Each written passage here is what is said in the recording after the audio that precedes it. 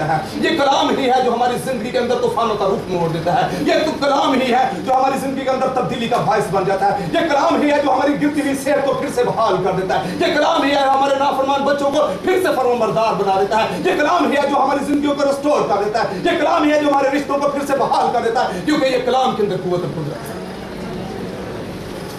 لکھا ہے اب 15ویں آیت 14ویں آیت, تب جماعت کے بیچ یحزیل بن زکریا بن بنایا بن یعیل بن متنیا ایک لاوی پر جو بنی آصف میں تھا خدا کی روح نازل ہوئی اور کہنے لگا. یہی تو چیز تھی جس کے لیے یہوشفت نے دعا کرنا شروع کی. یہی تو بات تھی جس کے لیے یہوشفت نے روزہ کی منادی کی, کیونکہ وہ چاہتا تھا کہ خدا کلام کرے. وہ اسے کلام کی ضرورت تھی, اور آج ہم سب کو کلام کی ضرورت ہے.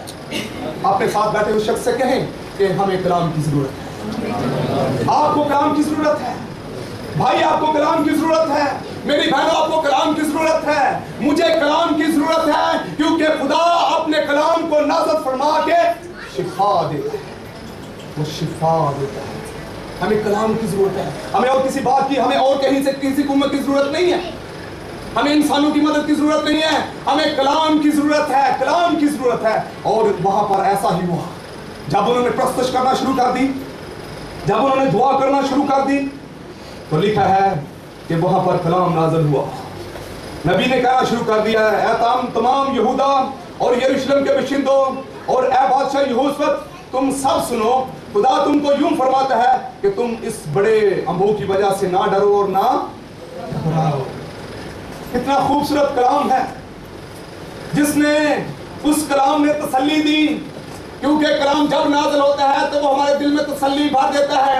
کیونکہ کلام کے اندر یہ خاصیت ہے کہ وہ ہمارے مردہ دل کو پھر سے بحال کر دیتا ہے. ہماری ٹوٹے ہوئے ساری مایوسی کے سارے دروازوں کو وہ بند کر کے ہمیں ایک نئی روشنی دکھا دیتا ہے. وہ ہمیں امید کی کرن دیتا ہے, کیونکہ کلام کے اندر قدرت ہے. اور جب کلام نازل ہوا, کلام آ گیا, تو کلام نے یہ کہا کہ نہ ڈرو, خوف نہ کھا. اس خوف کا علاج خدا کا کلام تھا. ایک دوسرے کی تسلی, ان کو کوئی تسلی نہیں دے سکتی تھی, ان کو کلام چاہیے تھا.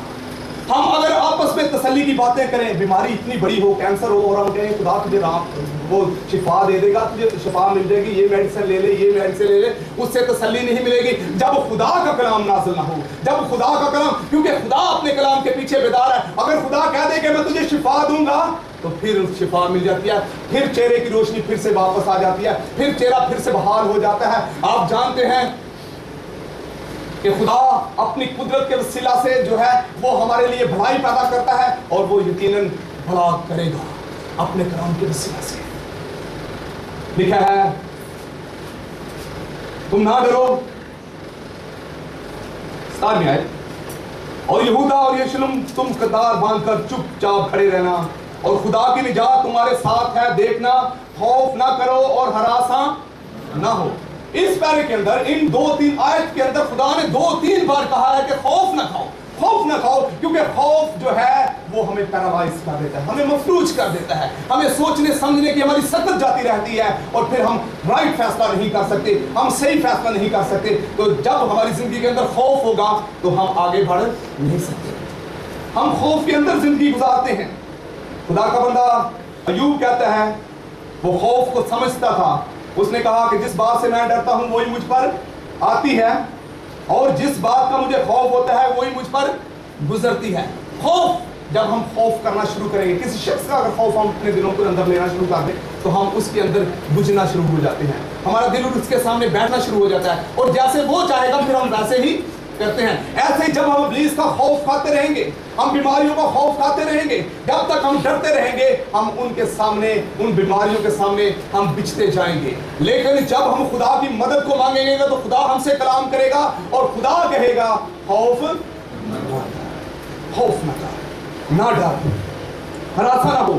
لکھا ہے کل ان کے مقابلے کو نکلنا, کیونکہ خدا تمہارے مقابلے کو کب نکلنا, جب خدا تمہارے. ہم کئی بار مقابلے کو اسی طرح سے نکل جاتے ہیں ہمیں یہ پتہ ہی نہیں ہوتا کہ خدا ہمارے ساتھ ہے یا نہیں ہے۔ بنی اسرائیلیوں نے بہت بار ایسی غلطیاں کی، انہوں نے خدا کی مرضی جانے بغیر اور خدا کو اپنے درمیان بلائے بغیر ہی جنگ فلسطینیوں کے ساتھ کی، اور بعض دفعہ وہ اتنی بڑی انہوں نے شکست کا انہیں سامنا کرنا پڑا کہ وہ آ کر انہوں نے سوچنا شروع کر دیا کہ ہمارے ساتھ کیا ہوا۔ اگر آج تک ہم بڑھتے رہے ہیں اور ابلیس کا مقابلہ، ان بیماریوں کا بھی مقابلہ، معاشی حالات کا تنگ دستی کا مقابلہ صرف اپنے زور سے کرتے رہے ہیں تو ہم بھائیوں اور بہنوں فیل ہیں، کیونکہ خدا ہمارے ساتھ نہیں۔ اگر خدا ہمارے ساتھ ہے، اگر خدا ہمارے طرف ہے، اگر خدا ہمارے ساتھ ہے تو پھر ہم آگے بڑھیں اور ہم بڑھیں گے اور ہم فتح بھی پائیں گے۔ ہم پھر شکست نہیں کھائیں گے، پھر ہم آگے ہی آگے بڑھتے جائیں گے۔ اور ایسا ہوا، یہ ایسی بڑی یہوذفت کی جو جنگ ہے، یہ تاریخ انسانیت کے اندر اس طرح کی جنگ آپ نے نہ کبھی سنی ہوگی اور نہ کبھی دیکھی ہوگی۔ ہر جنگ کے اندر تلوار ہوتی ہے، نیزہ ہوتا ہے، بھالا ہوتا ہے، اور آج کے نئے دور کے اندر میزائل ہوتے ہیں، گن ہوتی ہے، ٹینک ہوتے ہیں، جہاز ہوتے ہیں، لیکن اس جنگ کے اندر ایسا ہمیں بنی اسرائیل کی طرف سے، یہودا کی طرف سے ایسا ہمیں کچھ نظر نہیں آتا۔ نہ ان کے پاس بھالا ہے، نہ ان کے پاس تلوار ہے، لیکن ان کے پاس ایک بہت بڑا ویپن ہے، ایک بہت بڑا ہتھیار ہے، اور وہ ہتھیار ہے کس کا؟ پرستش کا۔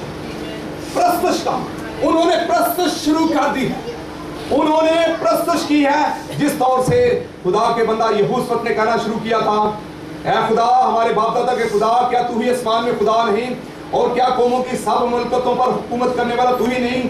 زور اور قدرت تیرے ہاتھ میں ہے، ایسا کہ کوئی تیرا سامنا نہیں کر سکتا۔ یہ ہے، اور میں کہوں گا کہ ہمارے کوائر جو ہے اس بات کے لیے ریڈی رہے، ہم اس سرمن کے دوران ہی ہم پرستش کریں گے، مائک ان کو دے دیے جائیں، اور آج ہم نے ان دشمنوں کے اوپر اپنی کوشش سے نہیں ہے، اپنے زور سے نہیں، بلکہ خدا کی قوت اور قدرت کے ساتھ اس پر غالب آنا ہے۔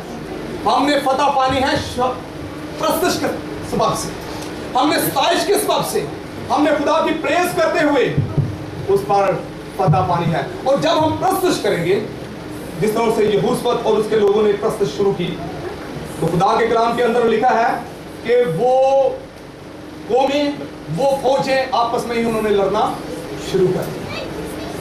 سب سے پہلے موابیوں نے اور امونیوں نے، اور شیر کے لوگ جو ان کے ساتھ آئے تھے ساتھ میں لڑنے کے لیے، ان پر دھاوا بول دیا اور ان کو تحت تیب کر دیا، اور اس کے بعد یہ دونوں بڑی فوجیں آپس میں انہوں نے لڑنا شروع کر دیا اور ایک دوسروں کو انہوں نے قتل کرنا شروع کر دیا۔ یہودا کی طرف سے، یہوذفت کی طرف سے کوئی جنگ نہیں ہو رہی، کیونکہ جنگ اب خدا کے ہاتھ کے اندر ہے۔ اب جنگ کا سپریم کمانڈر سپا سالار خدا ہے، اس لیے اب ان کو لڑنے کی ضرورت نہیں ہے۔ ان کے لیے تو اب کہا گیا تم چپ چاپ کھڑے رہنا اور میری نجات کا انتظار کرنا اور دیکھنا کہ میری نجات کس طور سے آئے۔ آج اگر ہم اب تک اپنی جنگ آپ ہی لڑتے رہے ہیں تو آج خدا کے ہاتھ کے اندر دے دیں، آج اسے دے دیں کہ خدا یہ جنگ مجھ پر بھاری ہے، میں اس جنگ کو اکیلے نہیں جیت سکتا، میں آج تک کئی سالوں سے یہ جنگ لڑتا رہا ہوں لیکن میں اب کامیاب نہیں ہوں گا۔ خدا رب خدا ان کے فرمانے سے یہ منسوخ جاتا ہے۔ Hallelujah, hallelujah, hallelujah. اپنے پاؤں پہ کھڑے ہوں اور خدا سے یہ کہنا شروع کر دیں، میں کمزور ہوں، میں اپنے تائیں اس جنگ کے اندر سرخرو نہیں ہو سکتا، میں اپنے تائیں اس جنگ میں کامیاب نہیں ہو سکتا، کیونکہ میں آج تک کوشش کرتا رہا ہوں، اور جب میں نے کوشش کی ہے میرے دشمن بڑھتے ہی گئے ہیں، میرے خلاف انہوں نے اور گھیرا تنگ کیا ہے، لیکن اب خدا ہمیں تیری ضرورت ہے، ہم تیری طرف مدد کے لیے پکارتے ہیں، ہم تجھے بلاتے ہیں کہ تو آ اور ہمارے دشمنوں سے نمٹ، کیونکہ میں تھک گیا ہوں، میں جنگ لڑتے لڑتے بیماری کے خلاف، کمزوریوں کے خلاف میں تنگ آ گیا ہوں، اب آ اور تو ہماری مدد کے لیے آ۔ میرے بہنوں اور بھائیوں، ایک صوبیدار تھا، خدا کے کلام کے اندر لکھا ہے، وہ اپنے نوکر کے شفا کے لیے یسوع کے پاس آیا اور اس نے کہا کہ تو آ، تو میرے نوکر کو شفا دے۔ یسوع نے کہا میں آتا ہوں اور تیرے نوکر کو شفا دیتا ہوں۔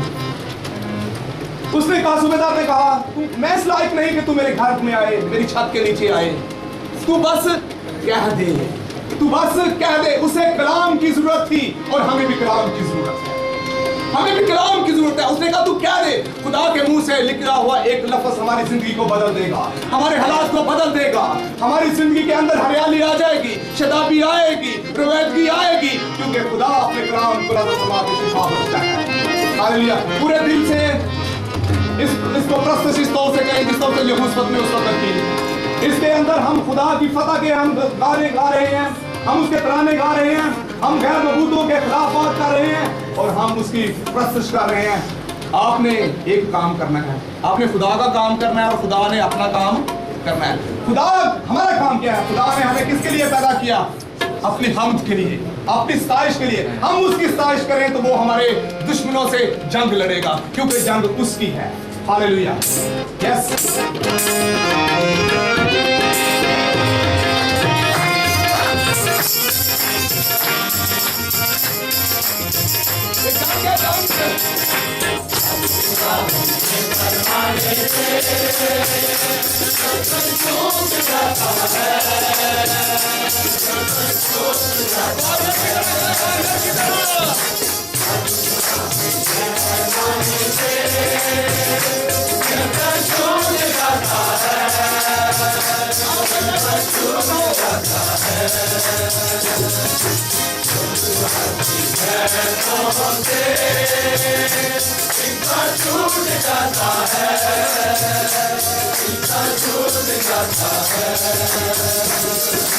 जाता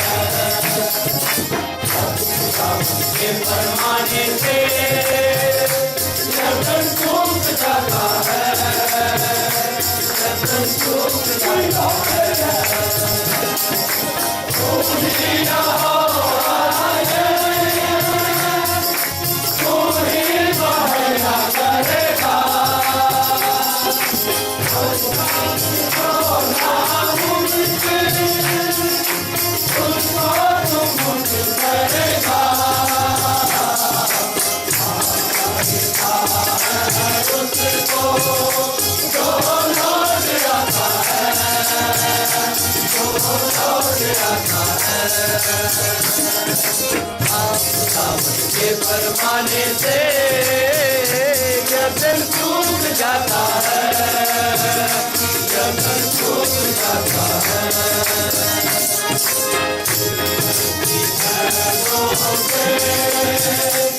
انسان ٹوٹ جاتا ہے، انسان ٹوٹ جاتا ہے۔